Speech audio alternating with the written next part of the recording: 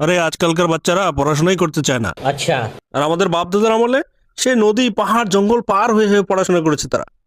হ্যাঁ ভাই, ঠিক বলেছিস। আমার দাদা তো যখন আকাশে বিদ্যুৎ চমকাইতো ওই আলোতেই 2-3 চ্যাপ্টার পড়ে ফেলতো। ভাই আমার দাদা তো রাতে যে বিড়ালের চোখ জ্বলতো ওই আলোতে পড়ালেখা করতো। আর আমার দাদাকে দেখে পুরো এলাকার লোক জ্বলতো, উনি তো সেই আলোতে পড়ালেখা করছে। ভাই বাপ দাদার কথা বাদ দে, আমরাই তো কত কষ্ট করে পড়ালেখা করছি।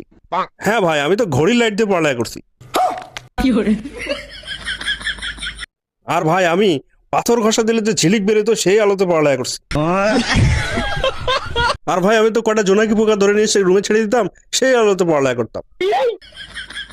কিন্তু ভাই আমি সবচেয়ে ডেঞ্জারাস ছিলাম। একটা বইয়ের মধ্যে আগুন লাগাই দিতাম আর ওই আলোতে 3-4টা বই পড়ে ফেলতাম। কিন্তু ভাই তুই একটা ভুল করছস। কি? আচ্ছা তোর আর তোর বাপ দাদার পড়াশোনার যখন এতই শখ ছিল তো মোমবাতি কিনে নিত। আর শালা তোর আর তোর বাপ দাদার পড়াশোনার এত ঝোঁক ছিল তো দিনে পড়ালেখা করতো। আর শালা তুই হাসতেছিস কেন? সব জানি তোর বাপ দাদা সম্পর্কে। এক নম্বরের মূর্খ ছিল সব, এই মিথ্যা কথা বলতেছে। আরে 500 করে চাল নিয়ে নিয়ে জমি বিক্রি করে খাইছে।